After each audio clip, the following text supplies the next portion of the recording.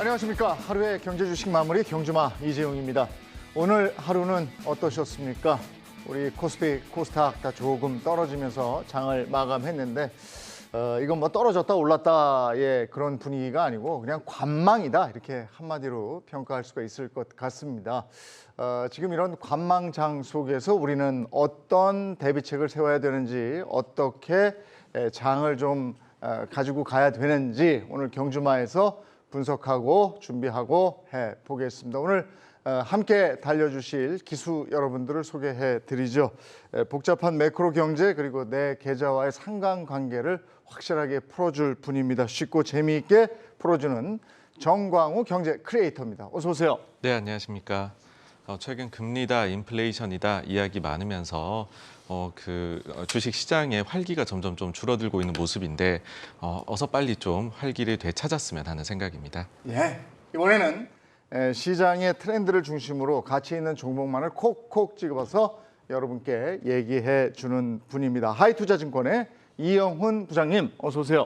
안녕하십니까. 어렵지만은 같이 고민하면서 이 문제를 풀어나가다 보면은 더 좋은 날이 있을 거라고 저는 믿고 있습니다. 그날을 같이 준비하시길 원합니다. 감사합니다.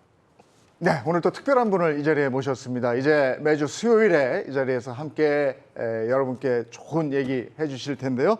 단연간의 실적 투자로 다져진 경험으로 많은 조언을 해줄 분입니다. 이경락 와우넷 파트너님, 어서 오세요.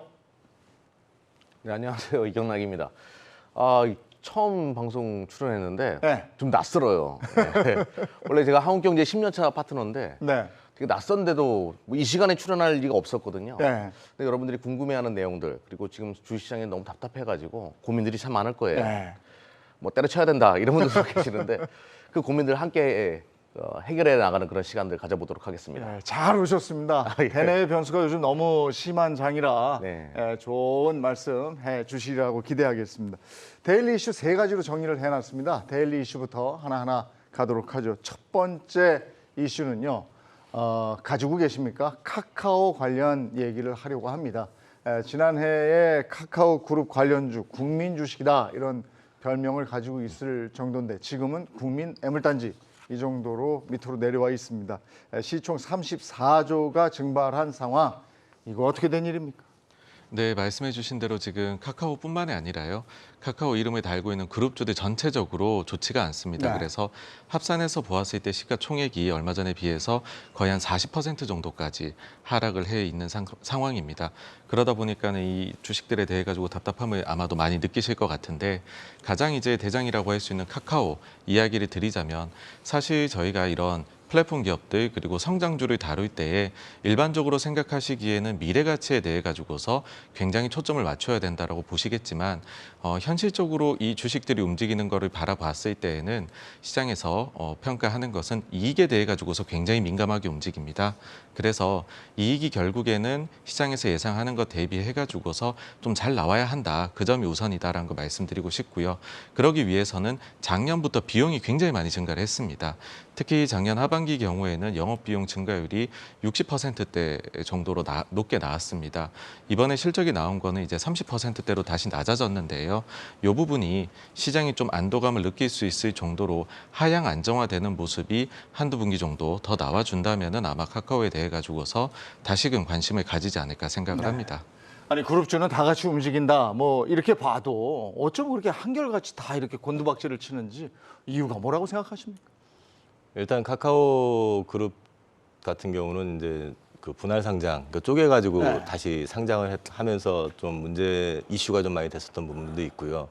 또 한 가지는 그 경영진이 또 중간에 주식을 또 매도했던 그런 전력도 좀 있고 해가지고 네. 문제가 좀 됐었고 이런 부분들이 사실은 이제 그 그룹의 그 재정 상태는 도움을 줬는지 모르겠지만 상장을 통해 가지고 이 주주들과의 소통, 그다음에 주주들을 위하는 어떤 정책에 대해서는 부재했었던 부분들 이런 것들이 좀 어떤 시장이 좀 안 좋아지는 것도 있었고 그런 부분들하고 맞물려 가지고 영향을 준 것 같고 또 지금 이제 정부에서 플랫폼 기업들에 대한 규제 이슈들도 좀 있었던 부분도 일정 부분 영향을 줬던 것 같습니다.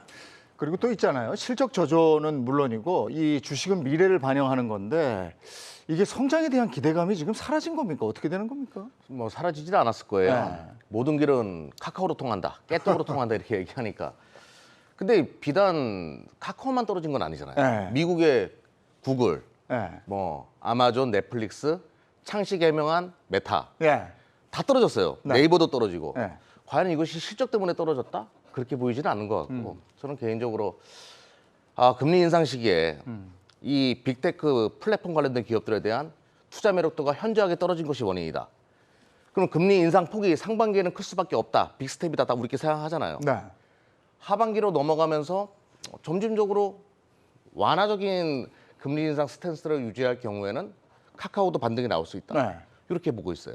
반등이 나올 수 있다. 네. 근데 금리 인상이 어느 정도 마무리가 되면 이제 상반기는 빅스텝은 당연하게 지금 네, 받아들이는 네, 네. 거고 하반기에는 인플레이션 흐름을 보면서 판단하겠죠. 네. 파월이. 네. 근데 생각보다 적어? 네. 그러면 시장은 성장주에 대한 투자 매력도가 다시 증가하겠죠. 네. 그리고 많이 싸졌으니까. 네. 카카오는 충분히 여기서 지지부진한 흐름을 보이지만 금리 흐름을 보면서 움직일 가능성이 높다. 네. 저는 그래서 지금은 보유하는 것이 맞지 않나. 지금은 뭐 이도저도 못하겠다. 이걸 지금 상황에서 어떻게 파냐 이런 분들도 계시는 거고요. 네. 그리고 야 이거 저점인가 하는 분들도 계실 거예요. 어떤 조언을 해주시겠습니까? 저는 일단은 금리 인상으로 떨어진 거니까 좀 기다려볼 필요가 있겠고 또 하나 이제 카카오가 이 금융이란 걸 건들지 않았으면 참 좋았을 텐데라는 생각을 많이 해요. 네. 이걸 건들게 되니까 규제가 강화되고 여론이 안 좋아지고 카카오뱅크 말씀하시는 거예요? 네, 투자 매력도도 좀 떨어지고 네. 뭐 보험도 팔고 다 팔기 시작한다는 이야기가 나오니까 좀 그쪽의 규제가 좀 완화되는 부분이 만들어지게 되면 좀 더 빠르게 돌아서지 않을까. 네. 현 정권이 들어오고 나서 뭐 카카오에 대한 조금 더 뭐 네. 품는 분위기 그런 것도 필요하지 않을까라고 보고 있어요. 네. 한때는 국민 주식이라는 얘기까지 들었던 카카오 지금은 애물단지가 된 측면도 있습니다만은 글쎄요 같은 질문입니다. 반등 시기 언제로 보십니까? 뭐 지금 구간에서 파는 건 아닌 것 같고요. 네. 근데 이제 반등은 저 역시도 일정 부분 이제 그 빅스텝이 좀 마무리가 되는 제 개인적인 그 전체 시황 흐름하고 같은 맥락에서 보면 한 7월 이후가 되지 않을까 싶습니다. 7월 이후요. 네. 네. 과연 반등은 가능할 것인가? 어떻게 보십니까? 반등은 뭐 카카오가 하기 나름이다라고 생각을 합니다. 사실 지금 카카오라는 기업 자체가 어느 정도의 뭐랄까요 이 그 흥망성쇠라고 해야 될까요? 성장기로 봤었을 때에는 지금으로부터 약 한 5, 6년 전의 네이버 정도 상황이라고 봅니다. 네. 당시에 네이버도 한국에서 워낙 커지다 보니까 여러 규제들이 들어왔었고 주가가 많이 빠졌었는데 그 이후에 보시면은 아시아권에서 굉장히 해외 사업이 성공을 했었고 그리고 결국에는 실적 반등도 이뤄냈었습니다. 그러다 보니까는 주가도 그때 당시에는 14, 15, 16년 가면서 좋았었거든요. 네. 마찬가지의 길을 카카오도 걷게 될 것이다라고 생각을 하면 결국에는 지금 강조하고 있는 또 해외 사업들, 그 다음에 또 신규로 엔터라든지 이런 쪽 강화를 모색을 하고 있습니다. 그런 쪽에서의 결국 결과물들이라고 생각을 합니다. 네. 어쨌든 지금 가지고 계신 분들은 그냥 함부로 버릴 생각을 하지 마라. 이게 공통적인 의견이신 거죠. 근데 카카오 엔터가 또 지금 기대가 크거든요. 네. 이거 또 분할 상장시켜버리면 문제가 많아져요. 네. 그런 거 안 하는 전제를 네. 깔게요. 그러니까 오죽하면 예전에 카카오 떡볶이하고 순대하고도 분리한다 뭐 이런 얘기가 예. 나오니까 예. 그렇게까지 가면 안 되는 거죠. 네, 그것만 정부에서 좀 막아주면 네. 알겠습니다. 자, 이번에 다음 이슈로 가보겠습니다. 오랜만에 IPO 얘기를 좀 해볼 텐데 SK 쉴더스 관련 내용입니다. 뭐 공모가 논란이 있어요? 네, 그렇습니다. 아무래도 비교가 되는 피어 그룹이라고 할 수 있겠죠. 네. 대표적으로 S1이라고 할 수 있을 텐데 S1의 경우에는 2조 중반 정도의 그 지금 가치를 받고 있습니다. 그런데 SK 쉴더스의 경우에는 하단이 2조 중후반, 그다음에 상단이 3조 중후반 정도를 형성을 하고 있습니다. 그래서 과연 이 정도의 가격이 적절한가라는 논란이 지금 나오고 있고 아마도 이 부분은 회사 측에서 상장을 위한 NDR 그다음에 기업 공개 행사에서 좀 많은 부분을 밝혀야 되지 않을까라고 생각을 합니다. 네. 먼저 SK 쉴더스가 어떤 회사야 하는 분들도 계실 것 같아서 어떤 회사입니까? 설명을 좀 해주시죠. 그 일단 알려져 있는 걸로는 보안회사, 그 S1 같은 이름이 뭐였었죠? 제가 ADT 캡스. ADT 캡스라고 해가지고 이제 그런 쪽 회사인데 이제 회사에서는 단순히 우리는 보안만 하는 게 아니다라고 얘기를 하면서 이제 본인들의 어떤 그 가치를 높이기 위한 거긴 하겠지만은 여러 가지 얘기를 하는데 기본적으로는 보안 회사라고 보시는 게 맞을 것 같아요. 네. 어쨌든 그 IPO가 오랜만에 대여급 IPO가 있는 건데 LG 에너지 솔루션 이후에 지금 이게 어떻게 될 것인가에 대해서 굉장히 촉각을 곤두세우고 있는 거 아니겠어요? 네. 네. 사시겠어요? 사이버 보안이랑 ADT 캡스 이거를 과연 내가 청약을 해가지고 이걸 사고 싶냐 이거죠. 저 안 살 것 같은데요. 그리고 또 비싸요. 네. 이게 이제 S1이 영업이익이 더 좋거든요. 네. 근데 S1이 2조 원대인데 네. 3조 원대 공모가 책정하게 되면 네. 과연 이게 청약이 몰리겠냐 이거죠. 네. 이거 어려울 것 같아요. 그래서 가격을 낮추면 그러면 낮춰도 지금 네. 시장이 안 좋은데 이게 가뜩이나 삼성전자도 지금 주가 폭락해가지고 지금 그런 상황인데 과연 네. 이것을 청약을 성공할까? 만약에 저라면 이거 딜레이 할 것 같아요. 뒤로. 예. 네, 지금은 상황이 아니다. 네, 지금 너무 주시장도 안 좋은데 네. 더군다나 보안업체는 인기가 없단 말이에요. 네. 그리고 다들 관망인데. 예. 네, 그렇게 보세요. 사실 그 SK 쉴더스 입장에서도 네. 더 좋은 상황에서 상장을 하면 좋겠지만 이번에 그 상장하는 물량을 보시면 네. 구주 매출 물량이 한 절반 정도가 나옵니다. 그거 자체가 2023년까지 상장을 한다는 조건 하에서 네. 투자를 받았던 부분이 있습니다. 그래서 일단은 23년까지 그러면은 뭐 여러 가지 일정도 현실적으로 생각을 하면 지금부터 상장 이야기를 하는 것은 일단 맞다라고 생각을 합니다. 다만 이제 좋은 가격을 받을 수 있느냐라는 거는 좀 별개의 이야기일 것이고요. 그리고 말씀해 주신 대로 S1 대비해서 기업 규모나 모든 면이 약 한 70% 정도 수준입니다. 매출이나 영업이익이나 모든 면에서. 그래서 당연히 일반인들이 투자자들이 생각을 하기에는 적정한 것인가 이 가치가 그런 논란이 될 수밖에 없고 그렇지만 이제 많이들 그래도 조금 대형주들은 따상 이런 것들이 나오던데 혹시 쉴더스도 나올 수 있는 것 아니냐라는 생각을 하실 수가 있을 것 같아요. 그런데 따상이라는 것은 어떨 때 나오냐 하면은 이것이 굉장히 대형주여서 그래서 각종 지수에 뭐 MSCI나 FTSE나 아니면 코스피 200이나 이런 데 특례 편입이 된다라는 그런 조건을 갖춘 기업들이 올라올 경우에 그럴 때 연기금이나 해외 기관들이 적극적으로 사는 것이지 사실 그 조건을 우리나라로 보면 코스피 기준으로 해서 시가총액 50위 안으로 들어가야 됩니다. 그러면 최소한 8조 이상이 나와야 됩니다. 네. 그래서 8조 이상을 과연 받을 수가 있을까? 현실적으로 생각해 보면 이건 비단 쉴더스의 문제뿐만이 아니라 네. 최근에 조단이 이제 그 IPO를 하겠다는 데들이 줄줄이 있지 않습니까? 여러 이름들이 있지 않습니까? 근데 거기서 10조가 될 만한 것은 보이지가 않거든요. 그래서 현실적으로 봤을 때 투자자분들께서 앞서 있었던 뭐 여러 가지 기업들이 따상을 가고 연기금이 사고 이런 그림은 네. 조금 기대하기가 어렵다. 그런 말씀드리고 싶습니다. 상장 예정일이 19일이에요. 네. 그러면 지금 이걸 좀 해볼까 하시는 분들한테 어떤 조언 한 말씀 해주실 게 있습니까? 좀 난처한데. 세 분 다 얘기를 아끼는 걸로 그냥 여기서 가늠할까요? 예, 이거 가만히 내비두는 게 나을 것 같아요. 알겠습니다. 예. 그러면 저희 경주마 함께 하시는 분들은 이 분위기를 한번 읽어주시기 바랍니다. 세 분 다 여기서 더 이상 얘기하는 걸 주저하시기 때문에 어떤 분위기인지 아시겠죠? 예. 자, 이제 LG 디스플레이 관련해서 얘기하겠습니다. 한 달 새에 22%가 빠졌어요. 네, LG 그렇습니다. 디스플레이에 무슨 일이 있었습니까? 사실 그 한국 증시를 굉장히 네. 그대로 투영하고 있는 주식이다 그렇게 말씀을 드리고 싶습니다. 그러니까 우리나라 증시 자체가 그 경기에 민감한 기업의 비중이 높고 디스플레이 사업이 딱 거기에 해당이 되고요. 그리고 LG 디스플레이의 경우에는 공매도에 전형적으로 타겟이 되는 기업입니다.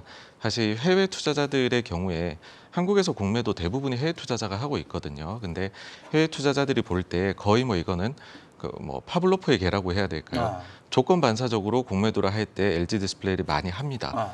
그래서 과거에도 보시면은 코로나 위기 때는 이게 대차 이율이 30% 이상까지도 올라가도 계속 공매도를 하더라고요.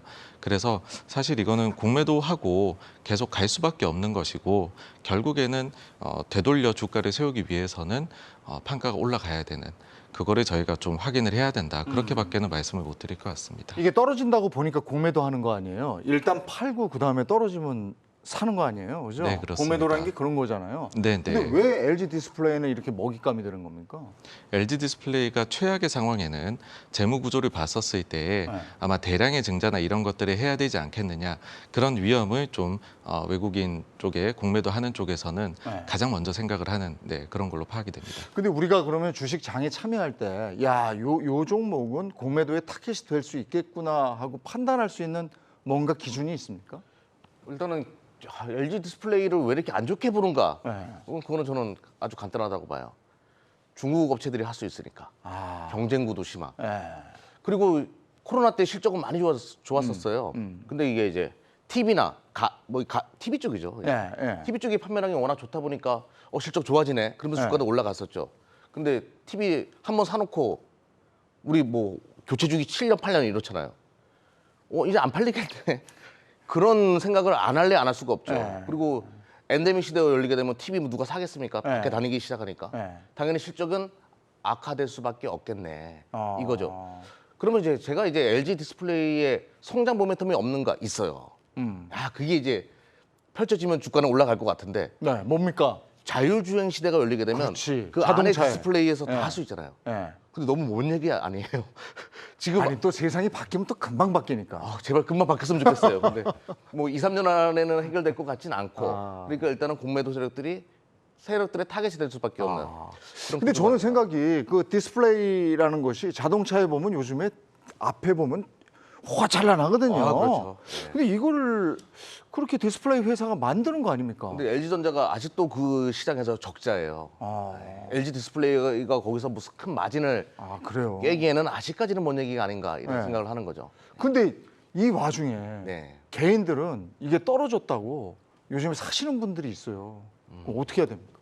근데 보통 이제 개인 투자자들이 이렇게 자꾸 이제 하락을 하는 회사들을 사는 게 이제 단기 저점을 노리고 산다든지 네. 아니면 많이 물려가지고 물을 타기 위해서 사시는데 저는 개인적으로는 좀 물 타는 거는 정말 신중하시기를 좀 권하고 싶거든요. 이게 물을 탄다라는 거는 그 회사의 가치가 어느 정도까지 자기가 확신이 있을 때 물을 타는 거지 그 어느 정도 위치가 정말 적정 주가인지에 대한 확신이 없는 상태에서 물을 섣불리 타신다는 거는 수량 늘리고 결국은 손실을 키울 네. 가능성이 높다는 점에서 이 아까 우리 이경락 파트너님께서 말씀하신 것처럼 저 개인적으로도 이 LG 디스플레이 같은 경우는 그 주도권이 지금 중국에 넘어가 있는 상황이기 때문에 LG 디스플레이 자체적으로 뭔가 일으킬 수 있는 그런 상황은 아니거든요. 그리고 말씀하신 그 자율주행이라든지 이런 것도 지금 먼 훗날 얘기이기 때문에 네.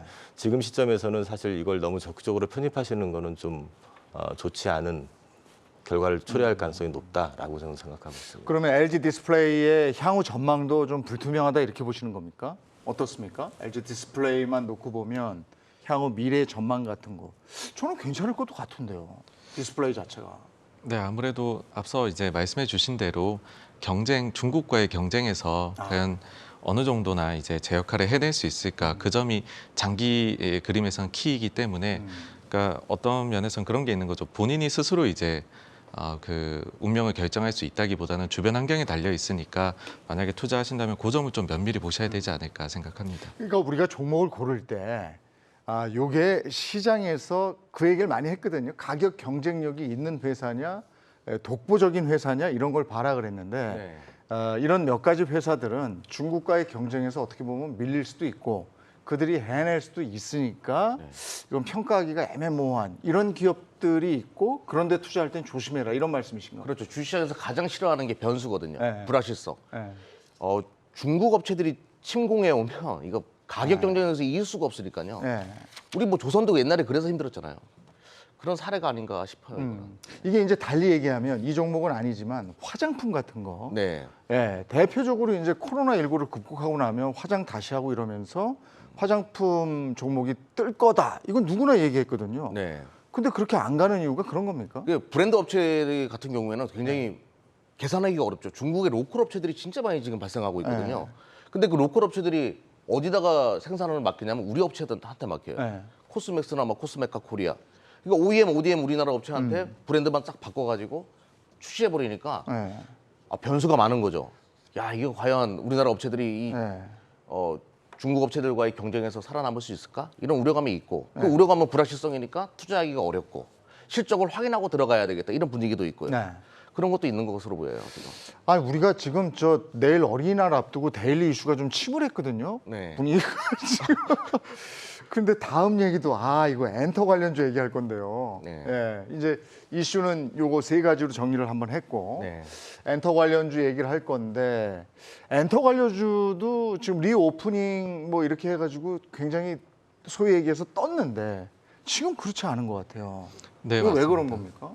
예, 아무래도 그 엔터주가 처음에 좋았었던 것들, 네. 그러니까 상대적으로 사실 대단히 좋았습니다. 다른 종목들에 비해 가지고서요. 네. 시장 대비 좋았는데 그때 당시에는 뭐 미래에 대한 모멘텀도 있는 것 같고 그다음에 추가적으로 봐서는 리오프닝이라는 부분도 있고라고 해서 굉장히 좋을 것이야라고 장밋빛 그런 게 있었죠. 근데 실제로 뭐 늘 그렇습니다.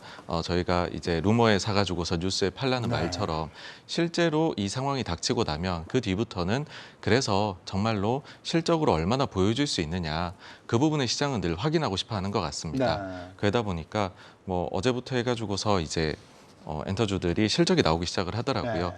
그래서 우선 이번에 나오는 실적들, 그 다음에 향후 올해에 대해 가지고서 어느 정도 눈높이로 회사에서 바라보고 있는가 이런 것들을 보고서 이제는 요 내에서 좀 차별적으로 실적이 좀 더 예상 대비 좋을 수 있는 기업 쪽, 아닌 쪽 그렇게 좀 나뉘지 않을까 생각이고요.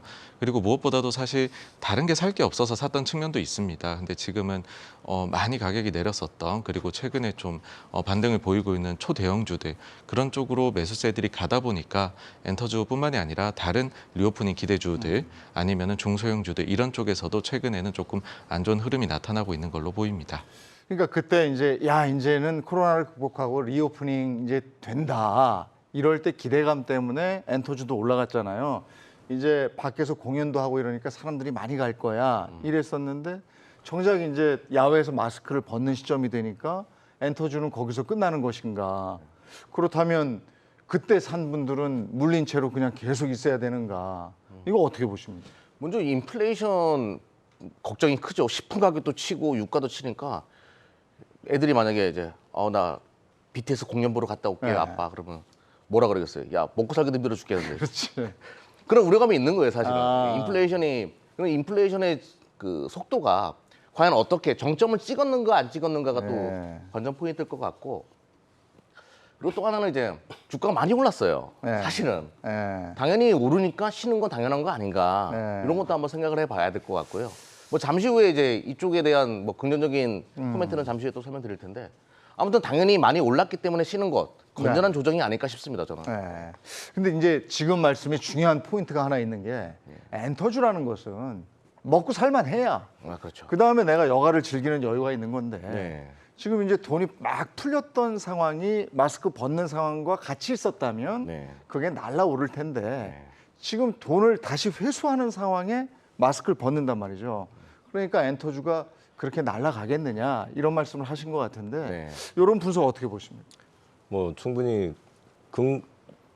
리저너블한 말씀이라고 생각을 하는데 이제 저는 엔터 쪽 같은 경우는 이제 지금은 주가가 좀 빠져 있으니까 다들 좀 이제 걱정도 많고 고민도 네. 많으시겠지만은 지난번 코로나 팬데믹 때 엔터는 사실은 더 큰 걸 얻었다고 생각을 합니다. 그게 이제 온라인 쪽에서 그 팬덤을 강화시킬 수 있는 각종 네. 플랫폼을 개발을 하고 그다음에 뭐 지금 뭐 다시 좀 문제가 되고 있긴 하지만 NFT라든지 여러 가지 가장 가능성이 확률적으로 봤을 때 이제 높은 쪽이 또 엔터기 때문에 네. 이쪽은 지금 다양한 어떤 수익원하고 이런 부분들을 좀 어느 정도 갖춰놓은 상태이기 때문에 실제 이제 갖춰진 부분들이 어떻게 구현되느냐를 이제 지켜보려고 하는 시기가 아니냐라는 게 제 네. 개인적인 생각이기 때문에 너무 엔터에 대해서는 걱정하시는 것보다는 네. 오히려 이번 많이 빠졌을 때 저점 확인되는 시점에서는 조금 더 추가하시는 것도 나쁘진 않을 것 같습니다. 전망 자체는 나쁘지 않다. 네. 그러니까 지금 저평가되어 있는 구간이니까 조금 담는 것도 무리가 안 된다면 그리고 괜찮다고 보시는 거예요. 적어도 우리나라의 지금 4대 연예 기획사라고 해야 되나요? 네. SMIG, 네. JYP, 뭐 그다음에 하이브 같은 경우는 네. 적어도 그 신인 발굴하고 그다음에 이제 소위 말해서 그 그룹을 키워내는 역량이라든지 이런 부분들이 플랫폼이 어느 정도 검증이 된 그 기획사들이기 네. 때문에 이런 부분들은 좀 지속성이라고 해야 되나 영속성이라고 해야 되나 기업의 어떤 가치가 좀 이어질 수 있는 그런 부분들은 베이스를 좀 가지고 있다라고 보고 그거를 이제 더 확장시킬 수 있는 플랫폼까지 갖췄다라는 측면에서 본다고 하면은 너무 급하게 고민하시는 것보다는 이 회사의 가치가 어느 정도 될 건지를 한번 그려보시는 것도 괜찮을 것 같습니다. 대형 엔터사 주식 말씀하시는 거죠. 네네. 근데 지금 뭔가 화끈한 한 방이 엔터주에도 없는 것 같아요. 예전에 이제 오징어 게임이 막 이렇게 뜨고 이럴 때는 그런 프로덕션들이 막 올라갔었고요.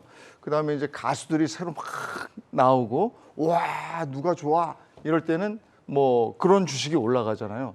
근데 사실은 지금 아주 유명한 친구들 이름 말고는 잘 모르겠어요 저는. 근데 잘하시죠.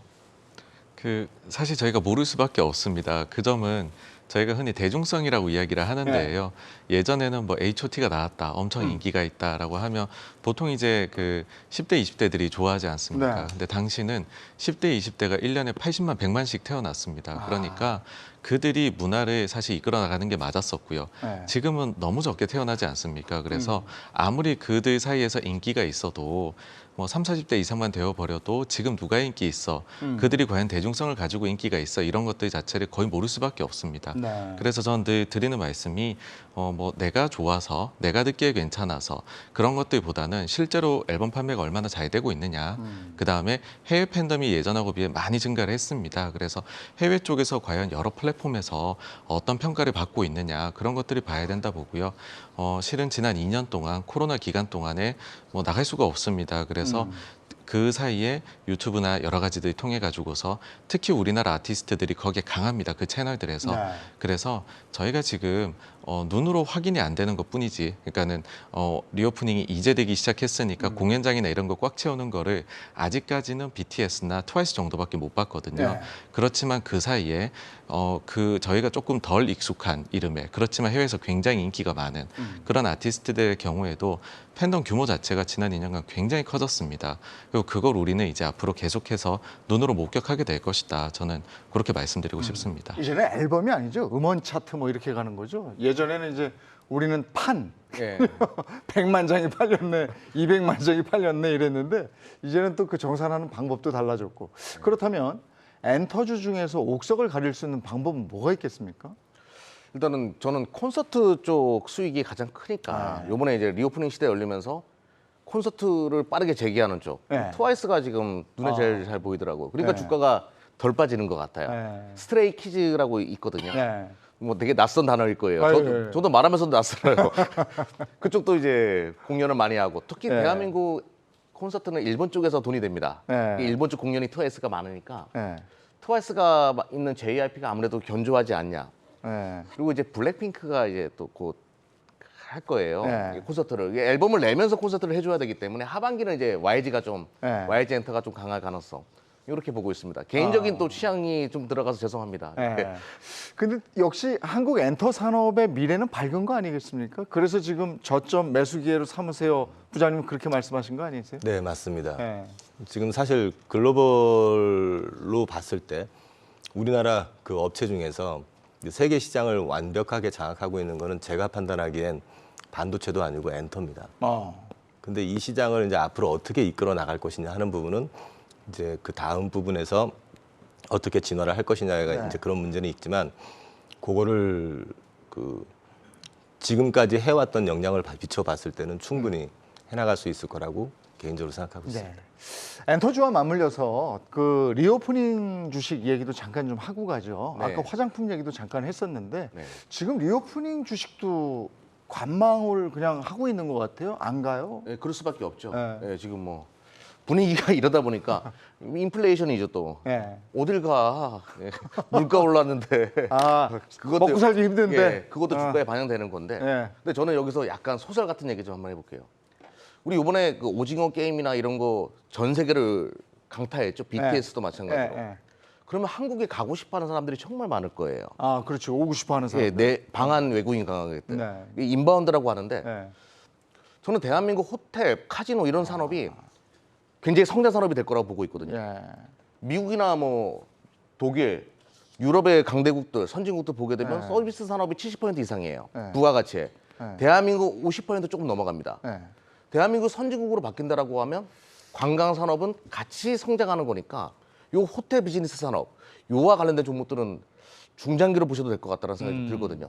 카지노 이렇게 하면 언뜻 강원랜드하고 파라다이스밖에는 안 떠오르는. 아유, 지금 제주도에 롯데관광개발이라고 아, 그 드림타워라고 지었어요. 그게 하얏트 호텔인데 네. 아시아에서 제일 커요. 그래요. 예, 그런 기업들도 있고 어. 또 이제 서부 T&D라고 용산의 드래곤시티 보셨죠? 그, 예, 예, 예. 그 회사가 가지고 있는 거란 말이에요. 아, 그래요? 그 이제 외국 관광객들 방한하게 되면 이제 호텔 없을 겁니다. 예. 부족할 거예요. 왜 그러냐면 집값 올라가게 되니까 오피스텔로 다 바꿨어요 지금. 호텔. 아, 그래요? 호텔 부족 현상, 쇼티지 발생하게 되면 가격 인상이 있을 수밖에 없고. 그렇죠. 예, 그런 맥락으로 호텔 관련된 기업들 좀 관심 있게 볼 필요가 있죠. 호텔들이 지금 저 장사가 안 되니까 네. 그렇게들 많이 바꿨다고 그러는데 네. 그러고 보니까 밀려들기 시작하면 호텔이 없다는 얘기죠. 그렇죠.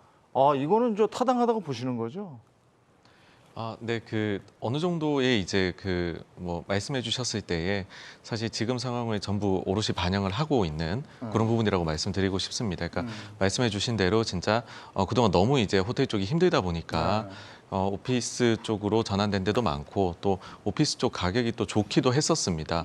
그리고 저희가 뭐 그 중국 쪽만 맨날 바라보면서 네. 사실은 우리나라에 들어오는 관광객들 따지고 있었는데 사실 코로나 이전에도 점점 그 저변이 넓어져 가고 있었거든요. 네. 그런데 그 사이에 오징어 게임을 비롯해서 아주 좋은 콘텐츠들, BTS 그런 것들이 글로벌 히트를 했기 때문에 지금부터는 더 다양한 국가들에서 들어오면서 사실은 저희가 어떻게 보면은 과거에 휩싸여 있는 거죠. 과거에는 한 이런 중국 아니면 안 돼 했었는데 지금 진짜 리오프닝이 되어서 과연 서구권이나 다른 쪽에서 다양한 국가에서 오는 거를 보게 된다면 그러면 그럼 투자자들도 이게 세상이 바뀌었구나. 나중에는 그렇게 될 수 있지 않을까 생각합니다. 네. 근데 그래도 리오프닝 주는 뭐니 해도 중국 봉쇄나 풀려야 뭘 그 다음에 가는 거 아니겠어요?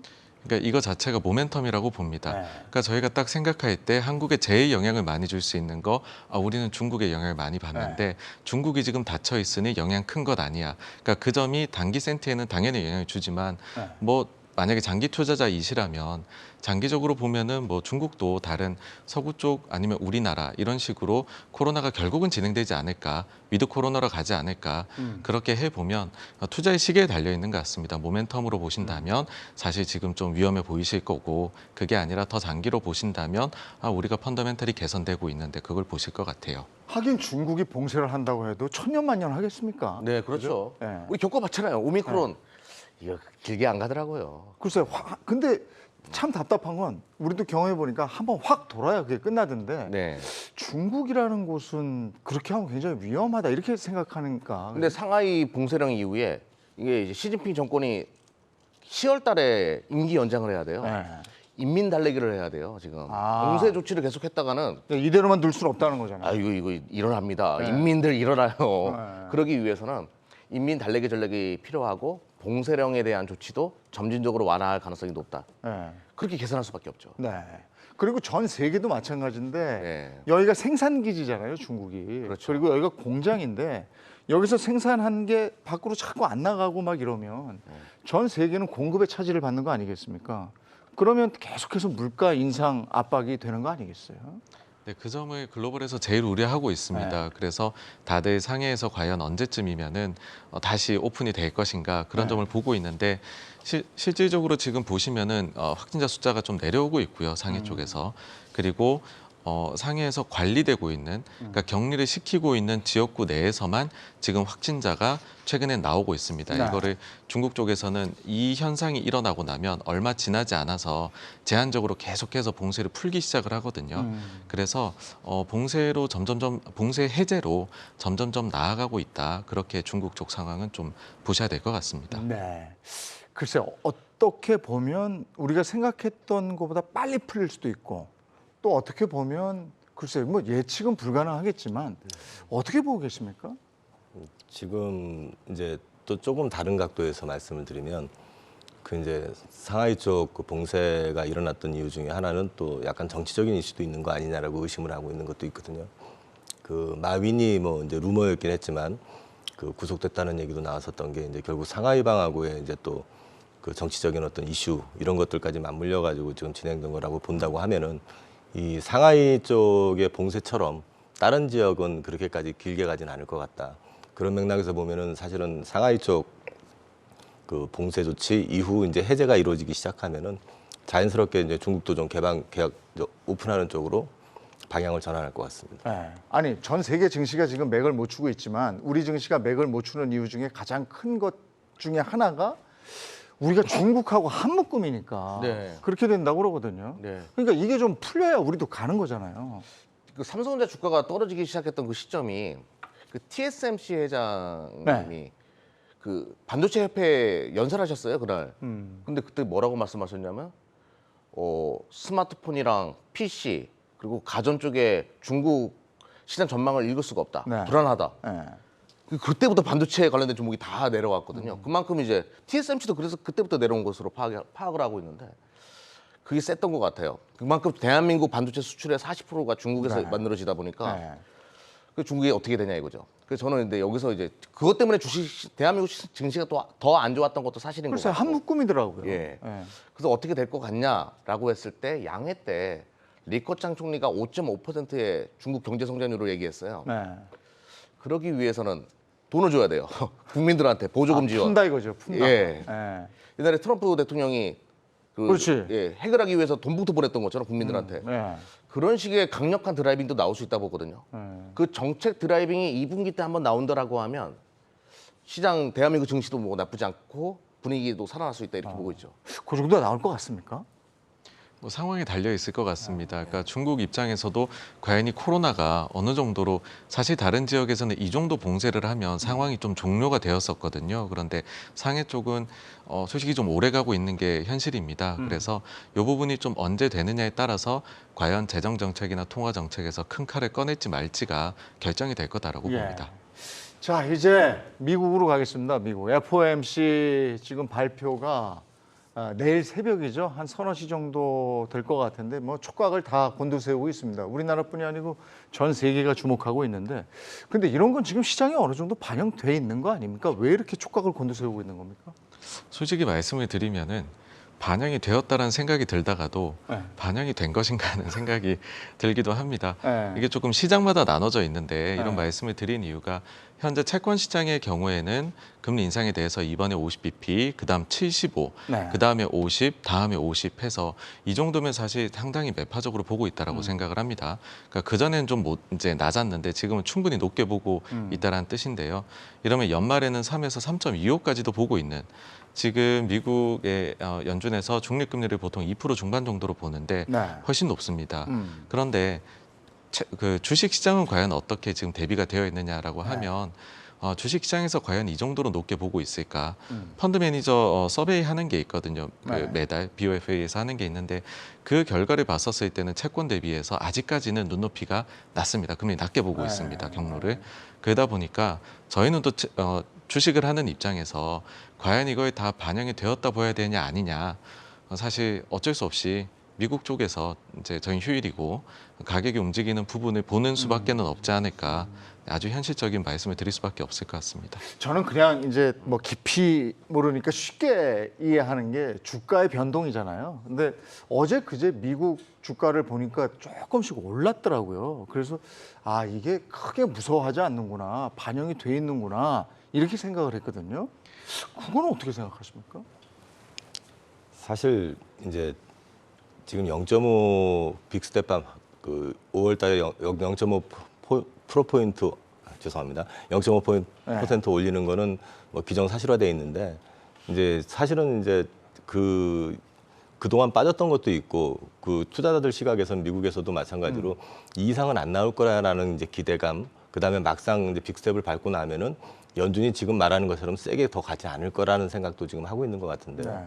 그런 거는 사실은 이제 막상 진행되고 나서 또 연준 의사록 나오고 하면은 이제 어느 정도 강도로 할 것인지 이런 것들이 이제 나오기 시작하면 또 거기서 다시 영향을 받기 때문에 그 뭐 어저께 그제 이렇게 미국 시장에서 반응 보였던 건 큰 의미는 없다고 생각을 합니다. 그러니까 지금 이제 시장에서 예측하는 것은 아까 말씀하신 50, 75, 50 이렇게 간다는 거잖아요.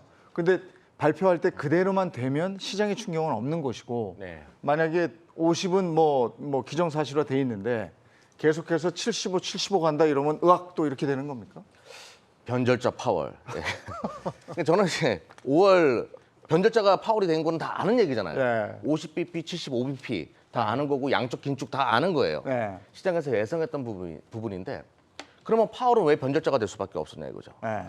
이 인플레이션율이 너무 높으니까 뭐 7.5, 8.4 뭐 이런 식으로 올라가니까 네. 그리고 또 러시아에서는 또 난리예요. 이거 불확실성이 더 커지다 보니까 빅스텝이라는 카드, 자이언트 스텝이라는 카드를 꺼낼 수밖에 없는데 네. 요거는 전쟁의 가장 중요한 포인트가 될 거라고 봐요. 네. 러시아발 문제가 어느 정도 해소된다라고 하면 지금 실질적으로 조금 전에 공급 관련된 이야기 했잖아요. 네. 컨테이너 운임 지수는 떨어지고 있어요. 작년에 일어났던 물류 대란 문제는 조금씩 해소되고 있는 건 사실이거든요. 네. 그리고 맨하임 인덱스, 네. 중고 자동차 가격도 떨어지고 있어요. 네. 그 얘기는 비메모리 반도체 쇼티지도 조금은 해소되고 있는 건 사실이에요. 네. 그러면 러시아발 문제만 해소된다라고 하면 인플레이션이 지금이 정점이다라는 신호가 딱 만들어지는 거잖아요. 네. 그러면 주식시장이라는 것은 6개월 후를 반영하는 겁니다. 하반기를 반영하는 거예요. 지금을 절대 이야기해서는 안 돼요. 하반기를 반영한다라고 하면 파월이 변절자가 아니라 다시 힘을 내어 미스터 파월로 돌아올 수 있다는 얘기죠. 그렇게 되면 시장은 반등이 나올 수 있죠. 네. 즉 러시아발 문제가 어떻게 풀리는가. 이게 시장 반등의 키포인트고 네. 빅스텝이나 자이언트 스텝에 대한 우려감은 주식시장에 다 녹아져 있다고 봐요. 네. 그거는 충분히 다 녹아져 있다고 봅니다. 네. 즉, 근데 예. 이제 이거를 보면서 드는 생각은 3월 금리 인상 때 네. 생각이에요. 네. 금리 인상, 뭐 금리 어떻게 되고 뭐 불안해하고 다 그랬는데 이제 발표 딱 하고 나서 14일인가부터 주식이 올랐단 말이에요. 그렇죠. 이게 사실은 저는 요 기대감이 있는 거거든요. 저도 있어요, 사실은. 그래서 예. 많은 전문가분들도 자 5월까지 한번 보자. 예. FOMC 시험이 있는데 요 시험 잘 치르면 이제 간다. 예. 우등생이 된다. 그렇죠. 이거 어떻게 생각하세요? 이게 이제 경험칙입니다. 네. 왜 그러냐 하면 작년 12월부터요. 12월 FOMC, 1월 FOMC, 그다음 3월 FOMC 모두 그랬습니다. 네. 그 전에 장이 좀 약했고 네. 그 뒤에는 오히려 막상 조금 이 정도면 매파성이 예상한 수준에서 나왔네라고 하면서 주가들이 올랐거든요. 네. 그런데 지금 저희가 돌이켜 생각을 해보면 주가는 그때에 비해서 많이 빠져 있습니다. 그러면 이거는 그 사이에 또 다른 일이 있었던 건데 어떤 것이냐 하면 FOMC 그날에는 긍정적으로 평가를 했는데 그 뒤에 의사록이 3주 뒤에 나오거든요. 네. 나온 걸 보니 생각보다 훨씬 더 매파적이다라는 것이죠. 그래서 항상 FOMC 이후에 좀 오르다가 의사록 나오면 빠지고 이게 지금 반복되면서 약세장이 만들어진 상황입니다. 그래서 이번 같은 경우에 과연 지난 세 번과 동일하게 갈 것이냐. 그러면 요 세 번이 과연 어떤 일이 있었기에 그전하고 다르냐. 네. 왜냐하면 그전만 해도 증시는 좋았거든요. 라고 보면 저는 결정적으로 어떤 사건 하나를 꼽으라고 하면 11월 말에 파월 의장이 연임이 된 것. 네. 그 이후부터 굉장히 속도를 빠르게 하고 있습니다. 그러니까 연임이 되기 전에는 대단히 비둘기적으로 보이려 노력을 했고 본인이 연임이 된 이후에는 이제는 임기가 길거든요. 그럼 그 기간 동안에 계속해서 인플레 문제를 끌고 가기보다 네. 이걸 좀 잡고 가는 것이 임기 내내 편안합니다. 그래서 상당히 이제 매파성을 보이고 있는데 그 전에 워낙 비둘기를 우리가 경험을 했기 때문에 계속 똑같은 말을 해도 비둘기라고 여기는 것이죠. 네. 근데 막상 나중에 더 아주 길게 자료가 나온 거를 구체적으로 나온 걸 보면서 매파성을 확인한다. 그래서 이번 같은 경우에는 사실은 그런 게 있습니다. 만약 지금까지 우리가 지난주까지 나온 것만 가지고 본다면 매파성이 정점이다라는 이야기도 할 수도 있습니다. 그런데 이번 회의를 앞두고 변수가 두 가지 크게 발생을 한 것이 지난주인데요. 지난주 목요일에 미국 GDP가 마이너스가 나왔고 그리고 지난주 금요일에 미국에서 고용 비용이 나왔는데 이게 집계한일이 제일 높습니다. 그러니까 인플레에서 제일 무서운 것은 파월 의장도 이야기하는 것이 다른 부분이 아닙니다. 뭐 공급망이라든지 에너지 가격이라든지 그것도 넘어서는 것은 구조적인 인플레가 오는 것이고 그게 바로 임금발입니다. 예. 그래서 요 부분에 대해 가지고서 집중적인 추궁이 저는 있을 걸로 봐요. 뭐 많은 사람들이 금리 인상 경로나 QT에 대해 얘기하겠지만 Q&A 때 가장 중요한 부분은 정말로 미국이 경기 침체 올 수 있느냐, GDP 마이너스 나왔는데 그다음 또 한 가지는 임금발 인플레 위험이 보이느냐, 심지어 이거에 대해 가지고서는 영향을 받는다고 이미 여러 차례 파월 의장이 얘기한 적이 있기 때문에 여기에 따라서 매파성이 더 갈 수도 있는 회의가 될 수도 있다고 저는 생각을 합니다. 지금 비둘기로 가다가 지금 연임이 되면서 매파로 갔다 이런 말씀 해주셨는데 많은 사람들이 타이밍을 얘기하더라고요. 그러니까 비둘기였을 때 매 날개짓을 한번 했었어야 된다는 지적도 있잖아요. 네, 네. 그 부분에 대해서는 어떻게 생각하십니까? 사실 연준이 실기했다는 얘기를 계속 하잖아요. 네. 지금 이제 지나고 나서가 아니라 사실은 작년에도 이미 그 뉴욕 쪽에 있는 여러 이제 그 은행계 그쪽에 있는 분들 같은 경우는 경고의 시그널을 보냈었고 네. 그런데도 이제 일단은 일시적이다라는 얘기만 하면서 계속 버티다 갑자기 지금 돌아선 거거든요. 파월 입장에서는. 근데 이제 그런 부분들이 어느 정도는 사실은 이제 자기 연임하고도 연결됐던 거 이런 것들도 분명히 있었던 것 같고 그 다음에 이제 지금부터는 사실은 올해 들어와 가지고 파월 의장이 계속 얘기하는 거는 자기가 가장 우선시하는 건 지금 현재는 인플레가 우선시가 돼 있는 거지 인플레 잡는 게 우선이지 성장이 우선은 아니라는 걸 갖다 여러 차례 이제 밝힌 바가 있기 때문에 이 부분에 있어서는 뭐 놓쳤다 안 놓쳤다의 차원을 떠나 가지고 사실은 어떻게 보면 연준 내부에서 의도했던 또는 다분히 좀 기획됐던 어떤 그런 그림도 좀 있는 것 같다는 생각이 듭니다. 물가가 정점을 찍었다면 굳이 이렇게 올릴 필요는 없는 거잖아요. 그렇죠. 네.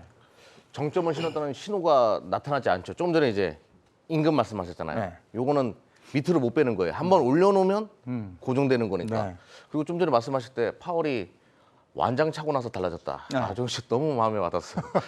완장인데 그 사람들이 진짜로. 그 예. 완장 차면 달라지는 아유, 사람들이 달라지더라고요. 예. 예. 아무튼 근데 이런 우려감은 분명히 있어요. 그러니까 임금에 대한 우려감은 분명히 있고. 예.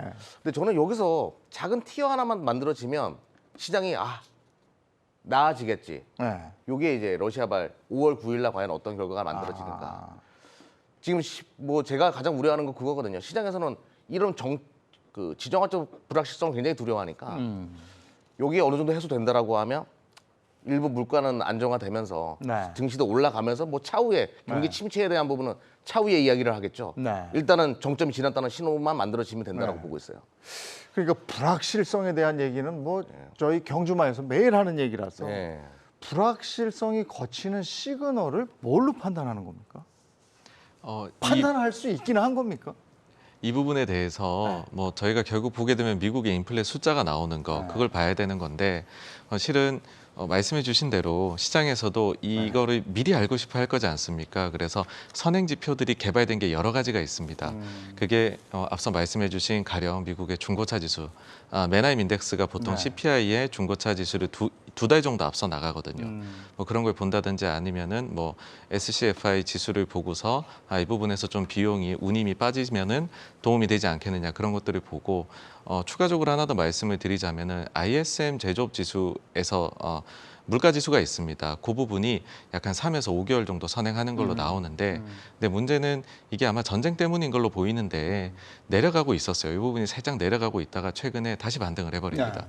그래서 파월 의장도 그런 얘기합니다. 최근에 있었던 IMF 그 미팅에서 한 3월 정도쯤이면 지금 정도쯤에서는 피크를 기록했을 걸로 생각했다라는 것이죠. 그런데 지금 상황이 여러 가지가 변했고 그러다 보니까는 조금 이제 이게 딜레이가 될 걸로 보는데 중요한 거는 원래는 연준에서도 이렇게 조금 미리 대응을 하려고 했는데 좀 내려갈 것 같으면 이쯤에서 매파성을 멈춰야지 생각을 했다면 이제는 너무 많은 변수들 때문에 쉽사리 내려오지 않는 게 확인이 되니 이제는 숫자가 내려오는 걸 보고 가겠다라는 겁니다. 네.